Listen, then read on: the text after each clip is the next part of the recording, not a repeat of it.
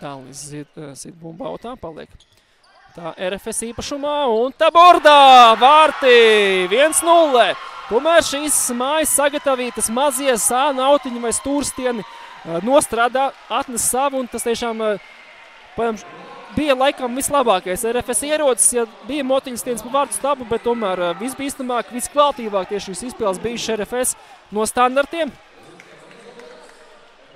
Nevis tādā izspēlē spēles gaitā, nu šeit vēlreiz nevis trīsstūrīts, bet vienkārši vienā pieskārienā. Dudu vārtu priekšā un Križanovskis pieskārās un Dudu apmuļķo. Križanovski RFS ir atpakaļ vadībā. Jā, nu šī tāda uz muļķa paķeršana, jo Dudu šķiet tieši to arī gribēja izdarīt. Jo savam komandas biedram viņš šķiet, ka nepiespēlē. Paskatījums sakārtojumā droši vien būs labāk redzams, bet šķiet, ka viņš apzināti cita pa vārdsargu.